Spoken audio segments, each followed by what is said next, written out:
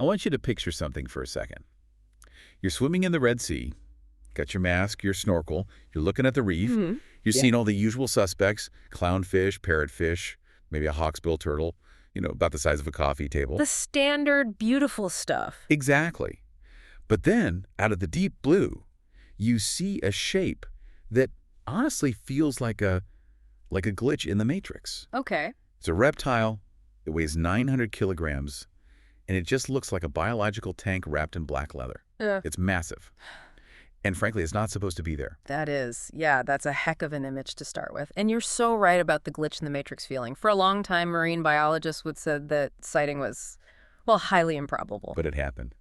Welcome to the Deep Dive. Today we're getting into the sea turtles of the Red Sea. And this isn't just about cute animals. No, if you're thinking, oh, 20 minutes about turtles, you need to reset. Yeah. This is a story about geology, high-tech surveillance, and how a changing climate is turning the physical world against these animals. It's a really complex picture. We've gone through a serious stack of research here. Papers from Cost and Global Ecology and Conservation, updates from the Prince Mohammed bin Salman Royal Reserve. Hailed reports from Arab News, marsalam.com. The works. Yep. And the mission today is to connect those dots. We're going to uncover the secret lives of these reptiles, explain why cliffs are suddenly a mortal enemy, and how we're tracking them from space. It's a lot to unpack. So let's start with that tank I mentioned. This comes from an Arab News report, February 5th, 2026. A leatherback turtle was spotted 30 kilometers offshore. Off Al Confuta in the Blue Holes protected area. So, why is the biology world losing its mind over one turtle? Because context is everything. The leatherback is the largest turtle species on Earth. I mean, we're talking about an animal that can grow to 2 meters long. Just huge. And unlike other turtles, it doesn't have a hard, bony shell. It's got this leathery, oily carapace.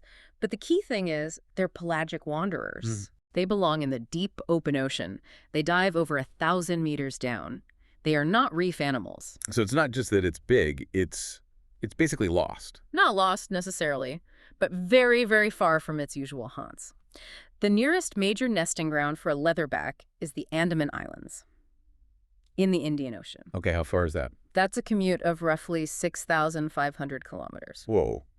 That's a transcontinental flight for us. Yeah. That is a massive journey for a reptile. It is. And to get where it was spotted, it likely came up through the Bab el-Mandeb Strait. It was probably chasing a bloom of jellyfish, their main food, and just kept going. So we have this rare Jurassic visitor. But what about the regulars? If I'm diving at a place like Abu Dabab, Turtles Beach, who am I actually seeing? You're seeing the locals. Primarily, you're going to encounter the green turtle and the hawksbill turtle. Okay. And they might look similar to the untrained eye, but their lifestyles, their jobs in the ecosystem, completely different. And that difference becomes critical later. All right, let's break that down. You mentioned they have different real estate preferences for nesting. Exactly. Think of it this way. The green turtles are your grazers. They nest around July, and they like wide open sandy spaces, a clear runway. Makes sense. The hawksbills are smaller, more agile, a bit more secretive. They nest in June or August, and they prefer to scramble up into the vegetation to hide their nests. So one wants the open lawn, the other wants the bushes. In simple terms, yeah. But their diet is where the real distinction is. And that gets us to the ecosystem itself. We often see turtles as just scenic passengers. Right. But the research frames them more like maintenance workers. This is the lawnmower concept. Right. Seagrass meadows are the engine of this ecosystem.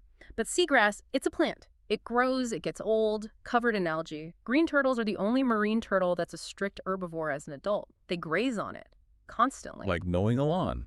Precisely. It keeps the grass healthy, stimulates new growth. Without them, the meadow just chokes itself out. And then you've got the dugong, the sea cow. I saw a term in the notes, dugong dividend. What is that? It is exactly what it sounds like. While the turtle trims the top, the dugong is the heavy machinery, the gardener. They don't just trim, they uproot the whole plant to get at the roots. So they're tilling the soil. They are. It looks destructive, but it aerates the sediment and creates space. And the dividend? The dividend is their waste. It is pure fertilizer. It kickstarts the whole food web for crabs and small fish. It's a full landscaping crew. Wow. But why should someone who isn't a snorkeler care about the quality of seagrass? Because of blue carbon. This is the big takeaway. Seagrass meadows are incredibly efficient at trapping CO2. Way more efficient per hectare than most forests on land. So, let me get this straight. If you lose the turtles, the grass dies. And the carbon capture machinery breaks down. You're losing a natural carbon sink. So saving the turtle isn't just about the animal. It's about maintaining the planet's ability to store carbon. Puts a lot of weight on their shoulders, doesn't it? It really does. Which brings us to the part of the research I found most, well, disturbing. The cliff hazard. This is from that cost study on Bream Island. Yeah, this is a fascinating and tragic piece of geological detective work. Usually when we talk about climate change and beaches, we talk about drowning. Sea levels rise, cover the sand. Right, the beach just disappears. But in the Red Sea, the geology is different. You have these raised coral terraces. They're old reefs. Now they're limestone cliffs, about 1 to 3 meters high. Okay. As erosion happens, the sand is being stripped away. But instead of just going underwater, the erosion is revealing these vertical rock walls that used to be buried. So the beach is turning into a fortress. A fortress with no exit. And this is where the species difference becomes fatal. Remember how green turtles like open sand and tend to wander? The grazers, yeah. The ones who need the runway. The study found nesting females wander pretty far inland looking for the perfect spot. They're picky. Then they turn back to the sea, and they find a drop-off that just wasn't there before. They're trapped on top of the cliff. Or they fall. The study had some grim numbers. They found 9 dead turtles at the base of these cliffs, and 1 alive but flipped on its back. And you have to imagine the environment, the Red Sea in summer. That's not a pleasant afternoon. No. Air temperatures hit 44 degrees Celsius. 44. If a turtle falls and flips over or breaks its neck, it's a death sentence. To physically cook. Rapidly. Heat exhaustion. It's a trap made by instinct and erosion. They do everything right. Migrate thousands of miles, mate. Haul themselves up the beach, only to be killed by the landscape on the way home. That's brutal. It's like a cruel joke. Yeah. Is anything being done? Or is this just nature taking its course? There is intervention. Red Sea Global started a pilot program in 2024 using barriers. It's surprisingly low tech. Fences. Basically, yeah, fencing. Similar to what they use on Rain Island in Australia, you just install guide rails that steer the turtles away from the edge and funnel them towards safe slopes. We're building turtle guardrails. Essentially. And it works. Sometimes you don't need a satellite, you just need a fence. Well, speaking of things we build that kill them, we have to talk about plastic. The Zenodosaurus had a statistic that just floored me. 52% of the world's turtles have eaten plastic. It's a staggering number. A coin flip. Every turtle you see, 50-50 chance it has trash in its stomach. And it's why they eat it. That's key. It isn't random. For a green turtle, a plastic bag floating in the water, it moves just like a jellyfish. It's visual mimicry. Exactly. Yeah. And once they eat it, one of 2 things happens. One is blockage. Their stomach is full of plastic. They feel full, so they stop eating real food and starve. With a full belly. Yep. The other is sharp plastics, which can just puncture their gut. And the hawksbills have a unique problem with this, don't they? Because of their beak. Yes. Their beak is like a pair of needle-nose pliers. It's for pulling sponges out of reef crevices. Which is where trash collects. The reef is a sieve, so they're basically foraging in trash cans. They can't avoid it. And then there's light. I feel like most people have heard don't shine lights at turtles. But I never really understood the mechanism until I read the Marsalam source. It's about the horizon, right? It's about the brightest horizon. For millions of years, the brightest thing on a beach at night was the moon reflecting off the ocean. Hatchlings pop out of the sand, they see that glow, and they scramble toward it. That's their software. But now the software has a bug. We hacked it. Now, the brightest thing is the hotel, the street lamp. So the hatchlings turn 180 degrees and head inland. Toward the desert. Towards dehydration, cars, predators. A fatal navigation error caused by us. It's wild how fragile those ancient instincts are. But let's pivot to the solutions. The tech being used to track them is getting pretty incredible. That Prince Mohammed bin Salman Royal Reserve program. This is next generation stuff. In December 2025, they tagged the first known pre-nesting green turtle in the Red Sea. Why does pre-nesting matter so much? I assume they usually tag them after they've laid their eggs. Exactly. You wait till she's exhausted, heading back to sea. It's easy. But if you tag her before she nests, you capture the natal homing data. The approach. You see exactly how she navigates to the specific beach where she was born. It's invaluable data. And the tags are doing more than just GPS. Oh, yeah. They have depth and temperature sensors, so the tunnels are effectively mapping the seagrass meadows for us. We see where they dive, how long they stay down, and we can map the seagrass without ever sending a diver. The turtle is the research assistant. That's a great way to put it. They are surveying their own habitat. That's amazing. But not everyone has a budget for satellites. There was another method mentioned, photography, like facial recognition for animals. It is exactly that. The Red Sea Project is using this. It turns out the pattern of scales on a turtle's face, the scutes, are unique, like a fingerprint.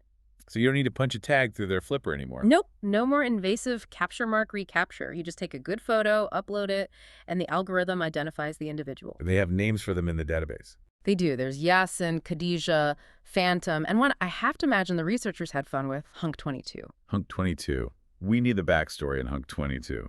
The data doesn't say, but you can guess he's a particularly photogenic specimen. But the real value is long-term data. If we see Hunk 22 in 2020 and again in 2030, we know he survived. We get survival rates without ever touching the animal. Which brings us to the last piece. Us, the tourists. If I'm going to the Red Sea to a place like Abu Dabab, how does all this science change my vacation? It changes the rules of engagement. For one, conservation is part of the economy now. There's a €20 entry fee at Abu Dabab. That's not just a ticket price. It's a management tool. Yes, for crowd control, for carrying capacity. You can't have 500 people swimming over one turtle. That animal will be chronically stressed. Stressed how? Like unhappy or physically dangerous for it? Physically dangerous. They breathe air, they're holding their breath.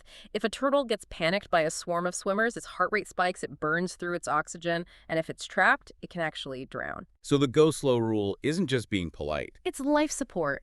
The guidelines are strict for a reason. Don't chase, don't touch, don't corner. Let the animal control the encounter. And what about the dugongs? Should we get our hopes up? It's a reality check. A study from 2012 showed that in 1 month, green turtles were seen daily. Dugongs. They were seen twice. So if you see one, buy a lottery ticket. Or just feel incredibly lucky you saw a real-life seagrass gardener. They're ghosts. Wow. We have covered so much ground here. Yeah. From the giant leatherback visitor to the carbon storage in the grass to these limestone traps. When you put all this research together, what's the core message? I think it destroys the idea that the Red Sea is this static, unchanging place. It's a dynamic, chaotic laboratory. You have these ancient species trying to run old software, their instincts on brand new hardware, which is a world changed by us. The cliffs are new traps. The lights are false signals. The plastic is mimicking their food. Precisely. But at the same time, our response is evolving. We're moving from just watching to actively intervening with fences, from invasive tags to AI photo ID. We're learning to work with the system. It's an arms race between the threats and the conservation tech. That is a perfect way to put it. I want to leave everyone with a thought that really stuck with me from that Bream Island study. We always worry about rising sea levels covering things, flooding cities, drowning islands. Right. But here, the changing ocean is doing the opposite. It's revealing these ancient cliffs. It's a profound irony. The climate crisis isn't just about water rising. It's about the landscape itself turning hostile in unexpected ways. Yeah, it unearths a barrier that wasn't a problem for thousands of years, and suddenly it's a killing field. It just shows that environmental change isn't a straight line. It's a cascade of dominoes we can't always predict. Which is why the monitoring, the satellites, the photos, the people putting up fences is the only way we stand a chance. We have to see the trap before we can help them avoid it. So next time you're at the beach and you see a plastic bag floating by, grab it. You might just be saving Hunk 22 from a very bad day. Absolutely. Every single piece counts. Thanks for diving in with us. We'll catch you on the next one.